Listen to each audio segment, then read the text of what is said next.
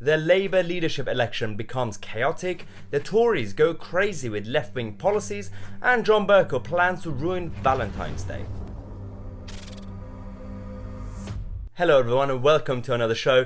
Today is one of those days that we say all politics and politicians are absolutely mental. Let's start with the Labour Party because we have a lot to talk about when it comes to the Conservative government, the so-called Conservative government and their crazy left-wing policies. Now, Labour. So we have the leadership election. We've got Keir Starmer and who's a so-called centrist, and Rebecca Long-Bailey or Becky Long-Daly, who is Jeremy Corbyn's pet, who's got like a crazy hardcore Marxist candidate. They are doing their obviously nominations and they're voting for each constituency. Labour Party, the local Labour Party associations are basically voting for each candidate.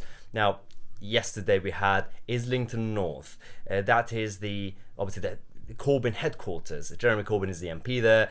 Momentum basically control that area, and it was supposed to be a given that Islington North would vote for Rebecca Long-Bailey. Now, there's a massive movement going around in the Labour Party right now with the younger Momentum members who are more pro-EU. I think they're more concerned about rejoining the European Union rather than actual Marxism. Obviously, they're still crazy left-wing with their avocados and everything, but they have a different agenda than the traditional old-school Corbynistas.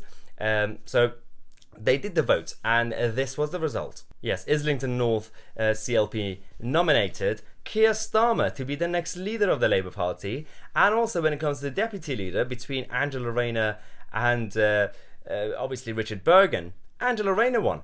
And so this was a massive insult to Jeremy Corbyn and his team in Islington North. Yes, this was the result. As you can see, so far 459, I think it's more now that this was earlier yesterday, CLPs have nominated their candidates. Keir Starmer has received 264, Rebecca Long-Bailey has received 123 second, and the other two obviously don't have a chance when it comes to CLP nominations, and we'll have to there's still more to go anyway. Again, the biggest reason is the whole Labour Party is now completely divided. Between 2015 and, 2020, when Jeremy Corbyn's Momentum took over, that crazy hardcore lefties were united behind one message, which was obviously Corbynism, which is Marxism, and also being on a fence when it comes to the European Union and Brexit.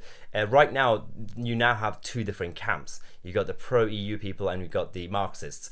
And the reason Islington's changed is because Islington specifically, you got the ultra-Remainer, Waitrose shopping, avocado eating, obviously young millennials who have taken over the local party, and so people like the traditional old school like Dennis Skinner type of socialists don't have a chance anymore.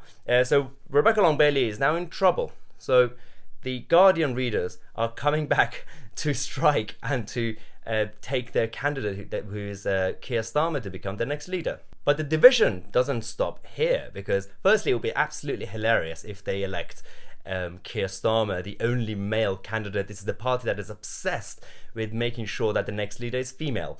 Now, if Keir Starmer becomes the next leader, then good luck with that. But the tension continues in other areas between other candidates too. Yes, tensions bubbled to the surface on Saturday at Hustings in Nottingham when Emily Thornberry appeared to take a swipe at Long-Bailey's disputed claims to have been up all night and fueled by pizza as a result of the mass front bench walkout designed to topple Corbyn in 2016. This was obviously back in 2016 when the front bench and the backbenchers made a move against Jeremy Corbyn.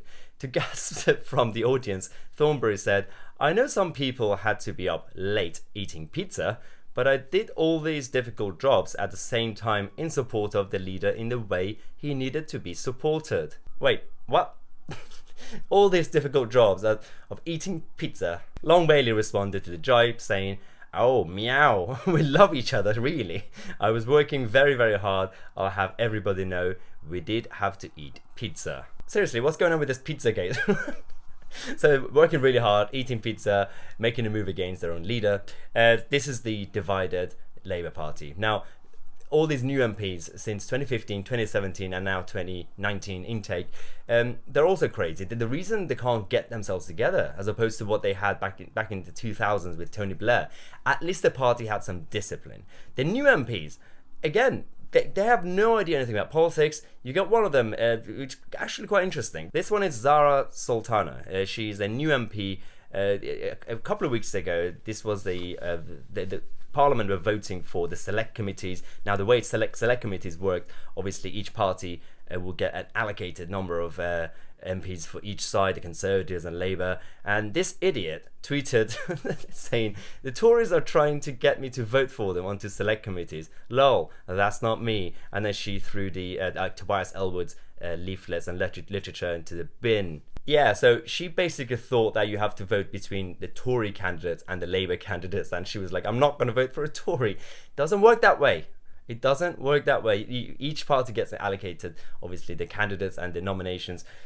So that's one. Second tweet is this. Yeah, Zara also tweeted, "Thanks for the gifts, Google, but I'd rather you paid your fair share of tax." Smiley face. Now, she's loving the gifts from Google, but she's now asking Google to pay their fair share of tax. Now, this is a big issue because I'm not a big fan of corporations, especially if they become too big and basically do crazy things. You don't want to give them too much power.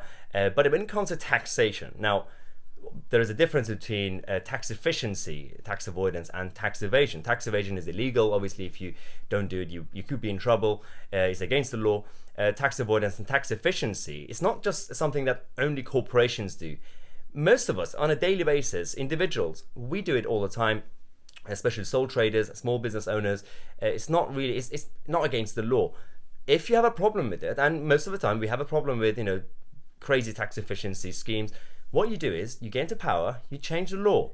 You don't really go and knock on people's door and beg for them to pay more money. So at this point, according to the law, Google is not doing anything wrong. That's the moral argument. You can ask for them to pay more. If you want to pay more taxes, you can do it voluntarily. HMRC always says that. But if you have a problem, instead of sending all these weird tweets, get into power, change the law. Simple. Now, as we said a couple of weeks ago with the select committee, she said that she's not going to vote for a Tory. She doesn't want to hang out with Tories. She doesn't want to be friends with Tories. Now, this week, she asked for the Tories to help her with something. She had a letter requesting the House of Commons to start serving kosher and halal food. And she then went around and asked Tory MPs to actually sign and support her letter so that Parliament could serve halal food. Yep, that's the Labour Party. But enough about them, because the Conservatives aren't that much better either. The Tory government are going completely mental with left-wing policies. Sajid Javid specifically, a Chancellor who until now, for years and years, he went around and said, "I'm a free marketeer, I'm a Thatcherite." Not in power, but it happens to all politicians. The moment they get to the top, the power, the establishment, treasury, the civil service will destroy you with your head. They play with your mind, and you become part of the swamp. Now, the Tory government, specifically Sajid Javid, has been coming up with some weird interventionist policies. This is the new one. Yes, Sajid Javid and Treasury are now considering mansion tax and raid on pensions. The Conservative Party, ordinary party members, are stunned as Number 10 and Treasury are discussing series of levies on better off homeowners and workers, primarily in the south east of England. Boris Johnson has been weighing up shock plans to impose a mansion tax on owners of expensive homes in a move which will infuriate the Conservative Party's grassroots and also MPs. Severe cuts to pension tax relief enjoyed by millions of voters are also being considered by the Prime Minister and his Chancellor Sajid Javid. Now, none of this is actually confirmed yet, so they're just considering, but it doesn't look good. It doesn't look good because specifically mansion tax, it's such a crazy policy that when the Lib Dems and actually Ed Miliband was playing with it, some of the people who are also socialists economically were saying, yeah, it's too much. Even John McDonnell would think it's too much because it's not really a mansion tax. So a lot of people think wealth is limited resources. You have to take the money from the rich, give it to the poor. Firstly, economics doesn't work that way. Wealth is not limited resources. You create new wealth. And if Bill Gates or Elon Musk want to have billions of money, not sharing it with anybody, not my problem. Wouldn't affect me one bit because we don't need their money. You create new money. This is a very Marxist mentality where you think money is limited resources. You have to take it from someone and give it to someone else. You create new wealth. That's how the West and Western civilization was created. You create new wealth. Now, that's one issue. The mansion tax specifically is not really for mansions. In the south of England, especially London, areas like Hampstead and Camden, small flats would be considered as mansions because they just happen to be very expensive. And these are the people, a lot of them, they're not rich. And they were given, obviously, through families and inheritance, and just generally speaking, a lot of them are pensioners. They're savers now. They're not making new money. And going after the assets is absolutely crazy. Now, the reason I'm having some difficulties with this is because it's not the first time. Sajid Javid specifically, and now the whole Boris Johnson's cabinet. First it was HS2, now they're considering they might actually go ahead with it because Sajid Javid is now pushing for HS2 to go ahead, even though Dominic Cummings and others are opposing certain interventionist policies, but Treasury are pushing for HS2, which is a stupid idea. The other thing is the green taxes.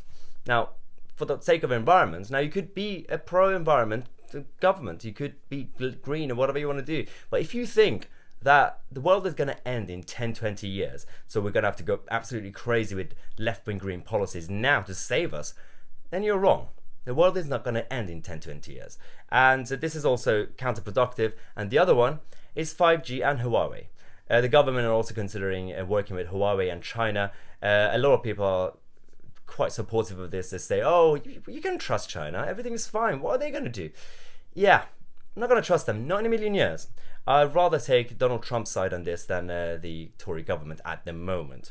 But the government has to confirm to see what they're going to be doing with this. But people have to understand that there is a difference between the Conservative Party and the government, because the Conservatives generally as a party are actually opposing this plan. Senior Tories, including Ian Duncan-Smith, are obviously opposing the Huawei plan. They said it has to be ruled out of the 5G ideas, because we don't need them. There should be other ways to do this. Huawei and China cannot be trusted. Now, as we've said many times, this is obviously a right-leaning channel, but we are always trying to be objective. If the government do something stupid, we're going to call them out. So that's why we do this. In other news, John Bercow is back. John Bercow, the former Speaker of the House, who is becoming a celebrity, going around making speeches, shouting order, order for some reason on Italian TV. He's got a new plan on Friday, the 14th of February, Valentine's Day. If you're romantic, if you have any plans with your partner, change them, because Bercow has a new plan for you. Yes, if you're around, there's an evening with John Bercow to celebrate the publication of Unspeakable, Friday the 14th of February, 7:30 p.m. And it's only £20 for, well, I think that includes a book actually. Couples, romantic couples, you pay £27, and that will also include a couple and a book. So this is John Bercow if you want to have a romantic evening. This guy is actually getting on my nerves now because he's loving his celebrity status now, and I mean, yeah, he's a free individual. He can do whatever he wants in his life, but why does he always have to keep coming back to our lives? Can I just like take a break for a while, please? I am getting sick and tired of John Bercow, so hopefully this is the last we're gonna actually hear from him. Probably not, but we have a lot more to cover. If you're new to the channel, if you enjoy the content, make sure you subscribe and click on the bell next to it so you get notified. We have a daily show at 5:45 p.m. If you want to follow me on social media, on Twitter and Instagram, to hear my daily rants about Brexit and current affairs, you could find the details down here. I'm Tousi. I'll see you guys tomorrow with a new video.